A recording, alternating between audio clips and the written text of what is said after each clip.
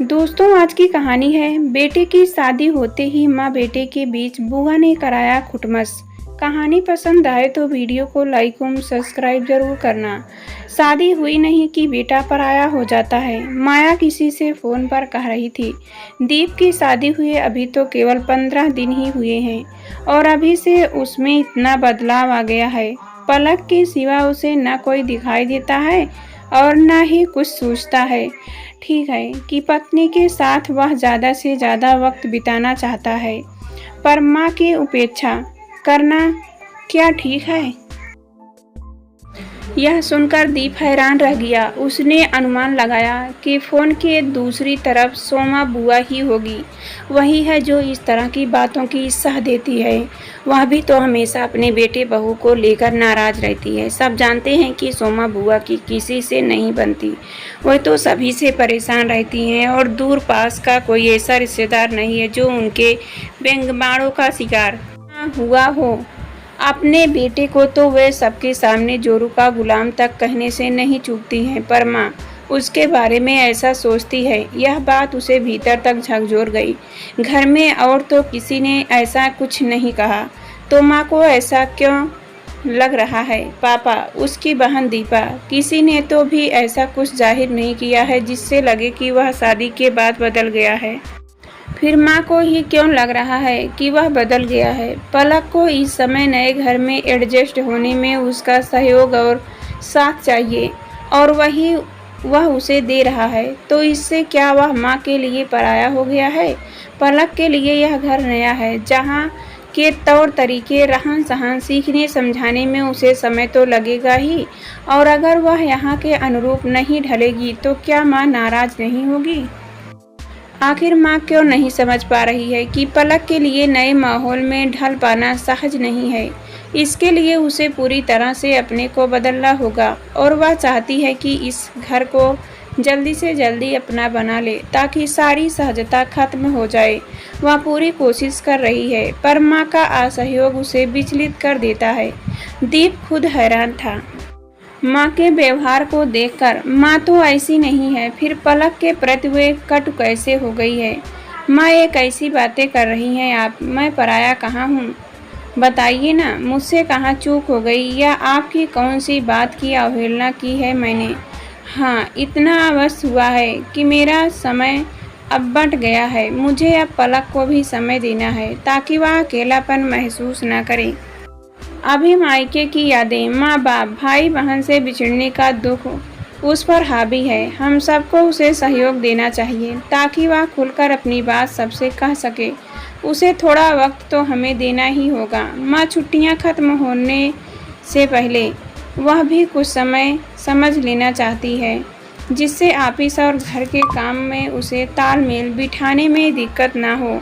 मुझे तुझसे बहस नहीं करनी है। 4 दिन हुए हैं और उसे आए और लगा है उसकी तारीफदारी करने।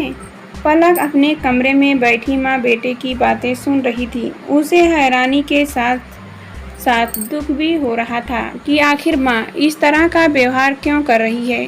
वह तो उनके तौर तरीके अपनाने को पूरे मन से तैयार है। फिर माँ की यह सोच कैसे बन गई कि उसने दीप को अपनी मुट्ठी में कर लिया है? कमरे में दीप के आते ही उसने पूछा, मुझसे कहाँ चूक हो गई? दीप, जो माँ इस तरह की बातें कर रही है? माँ ने कब कहा कि कब तुम हमेशा मेरे पल्लू से बंधे रहो? इतना अवश्य है कि माँ से मुझे किसी तरह भी सहयोग नहीं मिल रहा है, इसलिए मुझे तुम्हारे ऊपर ज़्यादा निर्भर होना पड़ रहा है। फिर चाहे वह घर गृहस्थी से जुड़ी बात हो या रसोई के काम की या फिर मेरे दायूद की। इसी कारण तो हम हनीमून के लिए भी नहीं गए, ताकि मुझे इस माहौल में एडजस्ट होने के लिए समय मिल जाए। जानते ही हो कि छुट्टी भी मुश्किल से 1 महीने की ही मिली है। मैं खुद हैरान हूँ पलक की माँ इस तरह का व्यवहार क्यों कर रही है, जबकि उन्हें ही मेरी शादी की जल्दी है। हमारी लव मैरिज उनकी स्वीकृत के बाद ही हुई है। शादी से पहले तो वे तुम्हारी तारीफ करते नहीं थकती थी, फिर अब अचानक क्या हो गया? कितने चाव से उन्होंने शादी की एक एक रस्म निभाई थी। सोमा बुआ टोकती थी तो माँ उनकी बातों को नज़रअंदाज कर देती थी। सबसे यही कहती, मेरा तो एक ही बेटा है, उसकी शादी में अपने सारे चाव पूरे करूँगी। आज वे सोमा बुआ की बातों को सुन रही है, उनसे ही हमारी शिकायत कर रही है। आज उन्हें अपने ही बेटे की खुशी खल रही है। उन्हें तो इस बात की तसल्ली होनी चाहिए कि हम दोनों खुश हैं और एक दूसरे से प्यार करते हैं। डरता हूँ सोमा बुआ कहीं हमारे बीच भी तनाव ना पैदा कर दे। माँ ने उनकी बातें सुनी तो अवश्य ही उनके बेटे बहू की तरह हमारे बीच भी झगड़े होने लगेंगे।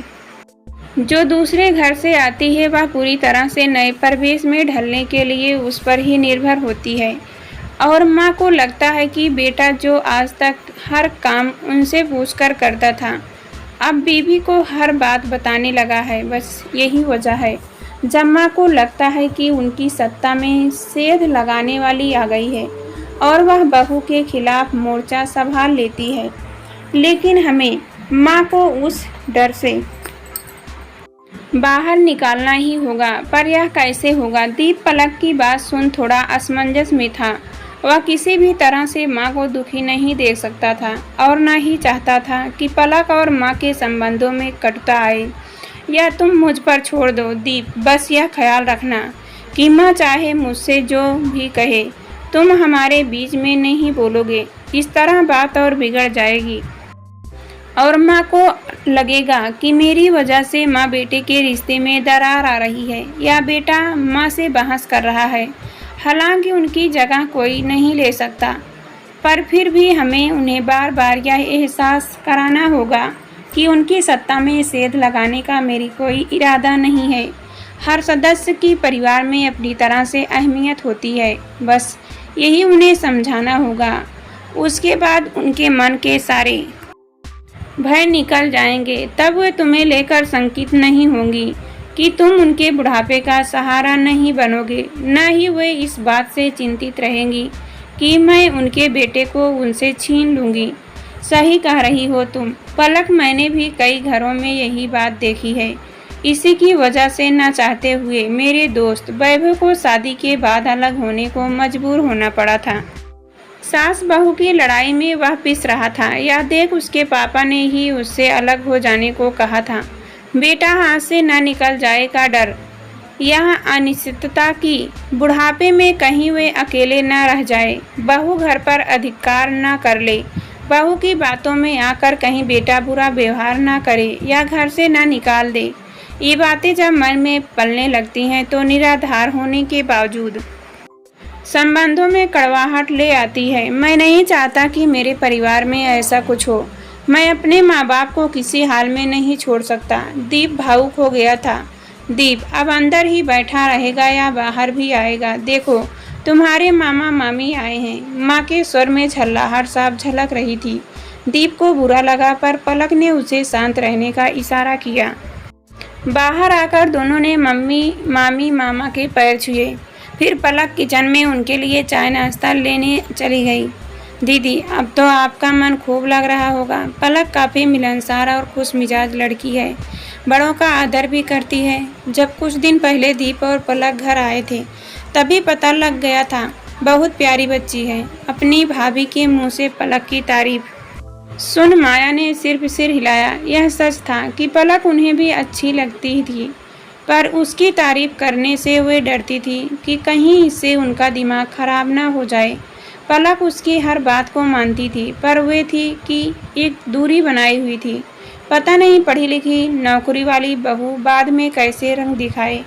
बेटे ही वैसे उसके आगे पीछे घूमता रहता है।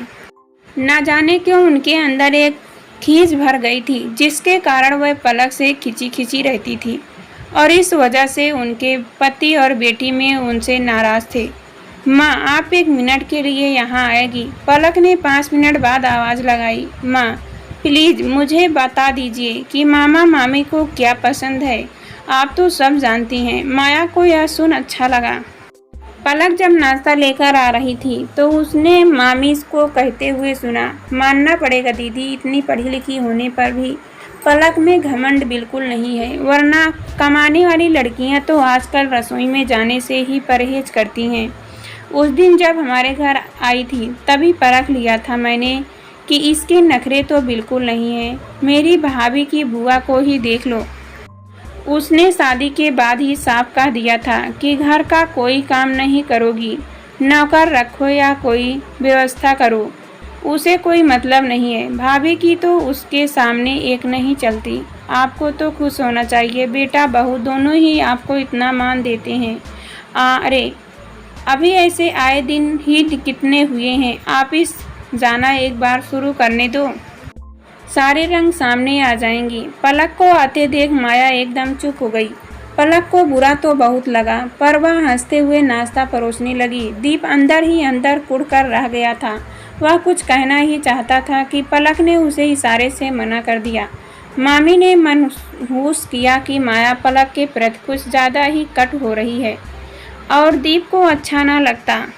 स्वाभाविक ही था। जाते जाते वे बोली, दीदी हो सकता है आपको मेरा कुछ कहना अच्छा ना लगे, पर आप पलक के बारे में कुछ ज़्यादा ही गलत सोच रही हैं। हो सकता है उसमें कुछ कमियां हों तो क्या हुआ, वे तो सभी में होती हैं।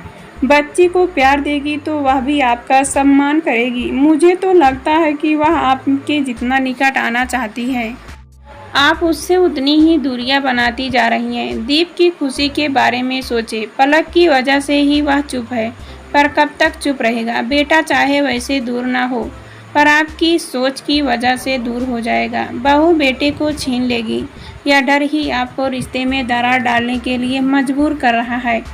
पलक को खुले दिल से अपना लीजिए, वरना बेटा सचमुच छिन जाएगा।